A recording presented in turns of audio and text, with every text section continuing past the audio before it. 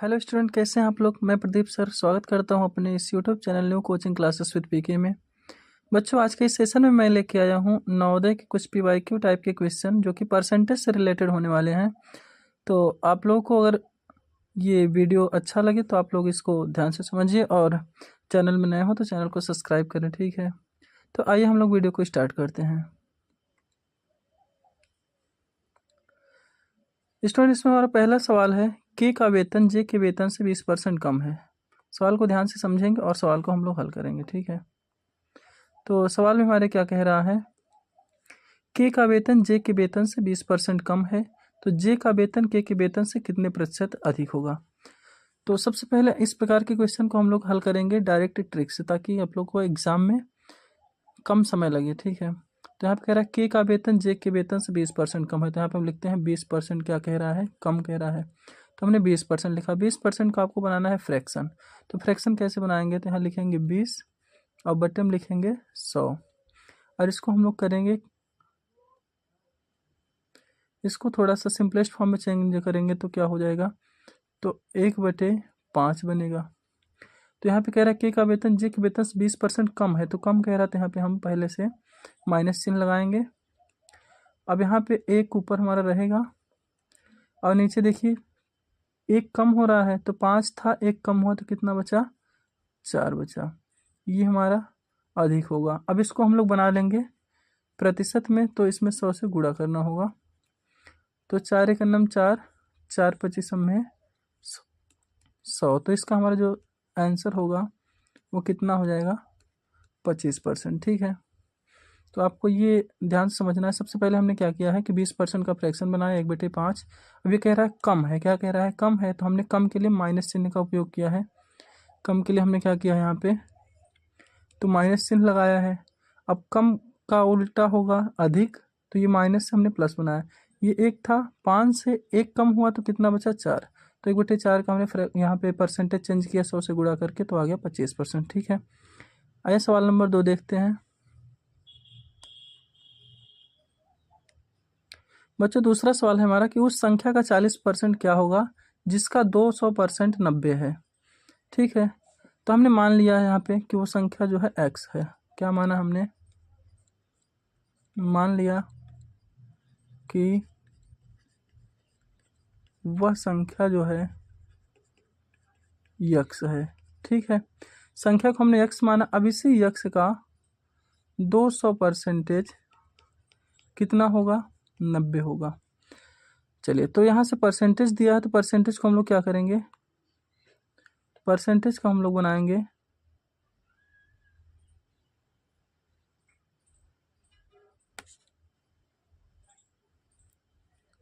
Sorry, थोड़ा सा यहाँ पे हमारा ये काम करना बंद कर दिया था। चलिए देखते हैं। तो हमने एक्स का क्या लिखा, 200% बराबर 90, ठीक है। तो यहाँ से क्या हो जाएगा,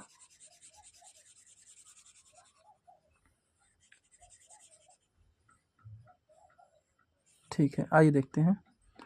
तो इसका हमने 200% हल किया, तो परसेंटेज हटाएंगे तो बटे में आ जाएगा 100, तो यहाँ लिख देंगे 100।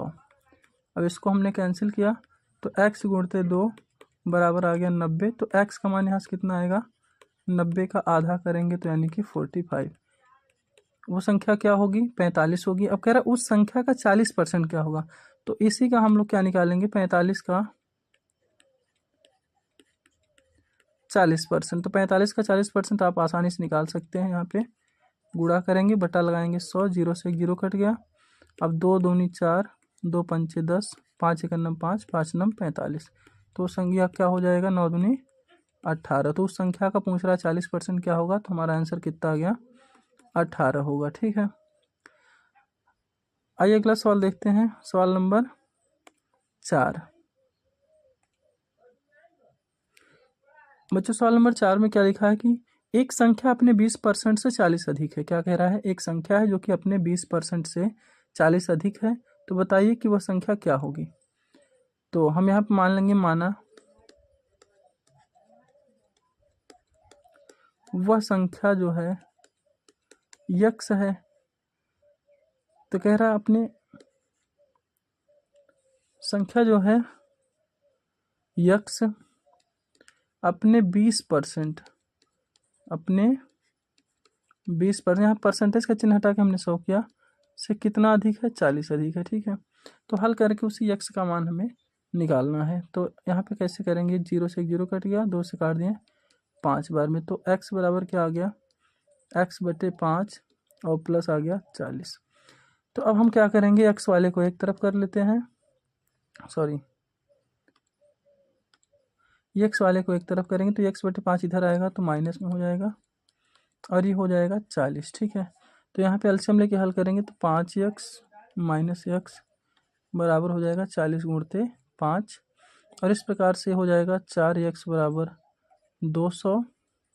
तो x बराबर कितना हो जाएगा, इसको काटेंगे तो 5 बार यानी 50, वो संख्या क्या हो जाएगी, 50। ठीक है, तो आइए अगला सवाल देखते हैं।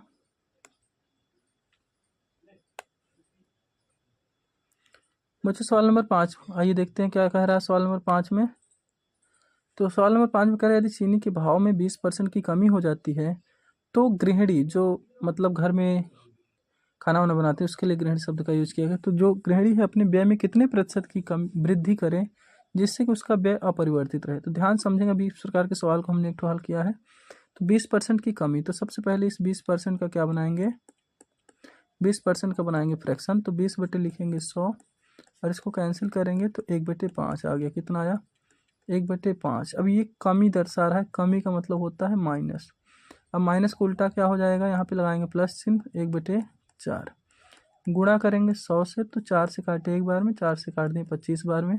तो बताइए उसको जो है कितने प्रतिशत की वृद्धि करना है, तो 25% की वृद्धि करना है। ठीक है, आइए अगला सवाल देखते हैं, सवाल नंबर 6।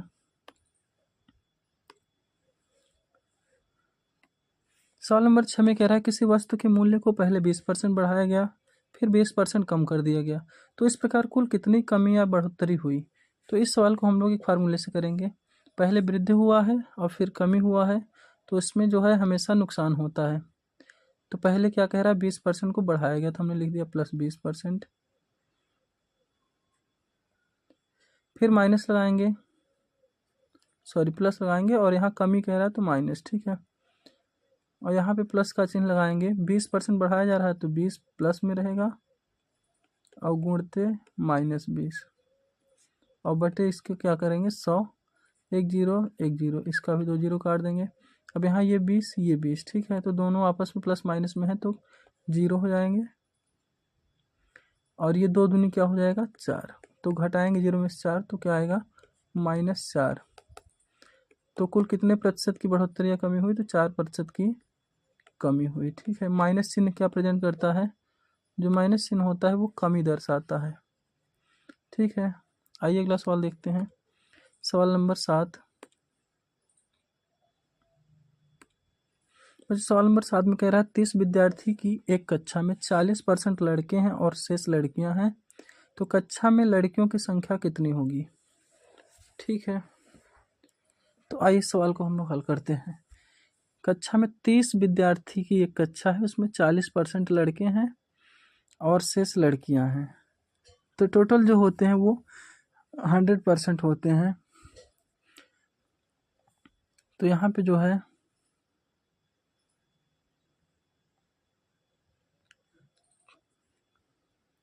ये 30 विद्यार्थी हैं, कुल कितने विद्यार्थी हैं 30, इसमें से लड़कों का प्रतिशत कितना है 40%, तो 40% का हम लोग बनाएंगे फ्रैक्शन। तो 40% का फ्रैक्शन क्या हो जाता है, 0 से 0 काटें, 2 दूनी 4 2 पंचे 10, ये बना 2/5 का फ्रैक्शन। जो टोटल होता है ओरिजिनल वैल्यू नीचे होता है, और ये इसमें 2 टोटल अगर हम बात करें कि कुल 5 विद्यार्थियों में से 2 विद्यार्थी क्या हैं, लड़के हैं। तो यहाँ से हम लोग लड़कों की संख्या पहले पता करते हैं। तो ये जो 5 है ओरिजिनल वैल्यू है, और इधर कुल कितना दिया है 30, तो इसको हम लोग यहाँ पर करते हैं। तो 5 किसके बराबर हो जाएगा, 30 के बराबर हो गया, तो 1 का मान कितना हो जाएगा 30/5। अब निकालना हमें लड़कों की संख्या, तो कितने लड़के हो जाएंगे इसमें से 2, तो 2 से इसमें हम गुणा कर देते हैं, तो 5 छंग 30, 6 दूनी 12, इसमें 12 क्या हो गए लड़के। तो लेकिन सवाल हमसे पूछ रहा है कि लड़कियां कितनी होंगी, तो यहाँ से लड़कियों की संख्या कैसे निकालेंगे? लड़कियों की संख्या, तो लड़कियों की संख्या बहुत आसान है। 30 में से हम 12 को घटा देंगे तो कितना आएगा? 30 में से 12 को घटाएंगे तो आएगा हमारा ये 18। कितनी लड़कियां होंगी कक्षा में? 18 लड़कियां। ठीक है, आई होप आप लोगों को ये क्वेश्चन समझ में आ रहे होंगे।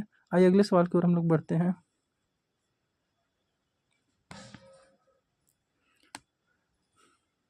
बच्चों अगला सवाल है हमारा कि किसी वस्तु का मूल्य 50 रुपया से बढ़कर 62 रुपया 50 पैसा हो गया, तो बताइए कितने प्रतिशत की वृद्धि हुई? बहुत ही आसान क्वेश्चन है ये। तो पहले क्या कह रहा है? 50% था, सॉरी 50 रुपया था। यहाँ लिखते हैं पहले मूल्य कितना था? 50 रुपया। कितना बढ़ा? तो वृद्धि के बाद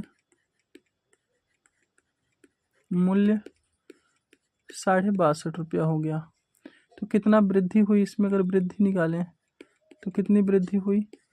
तो 62.50 में से हम 50 को घटा देंगे तो ये आएगा हमारा, ये कितना आ जाएगा? तो आ जाएगा 12.5 रुपये की। कितने की वृद्धि हो रही? 12.5। लेकिन हमसे कह रहा है कितने प्रतिशत की वृद्धि हो रही। तो प्रतिशत वृद्धि कैसे निकालते हैं? यहाँ लिखते हैं प्रतिशत वृद्धि बराबर वृद्धि गुणते 100 बटे पहले वाला मूल्य। ठीक है, तो वृद्धि है 12.5, 100 से इसमें गुणा करेंगे। पहले का मूल्य कितना है? 50। तो 50 से काटेंगे 2 बार में। अब 12.5 दूना कितना हो जाएगा? 25। तो कितने परसेंट की वृद्धि हुई? 25% की। ठीक है, आइए अगले सवाल की ओर हम लोग बढ़ते हैं। बच्चों सवाल नंबर 9 क्या है हमारा? एक व्यक्ति अपनी आय की 25% बचत करता है। यदि वह प्रतिमाह 3,000 रुपया बचाता है तो उसकी मासिक आय क्या होगी? कह रहा है आय की 25% बचाता है। तो इस प्रकार के सवालों को हमें फ्रैक्शन से ही हल करना है। तो 25% को हम लोग बनाएंगे फ्रैक्शन। तो 25% का फ्रैक्शन क्या होगा? आपको याद हो जाना चाहिए। 25 एकन्नम 25, 25 चौके 100।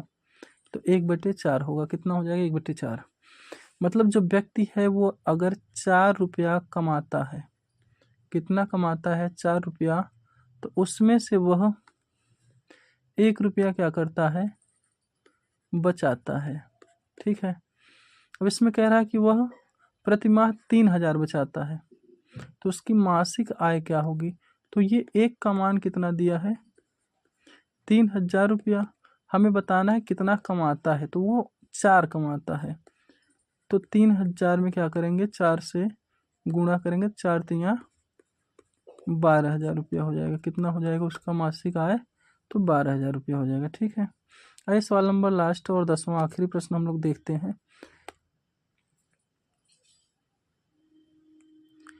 मुझे सवाल नंबर जो 10वां है हमारा, वो कह रहा है एक्स का 25/3% बराबर 150, तो एक्स का मान क्या होगा? बहुत ही आसान क्वेश्चन है ये। कैसे हल करेंगे? तो आइए देखते हैं। एक्स का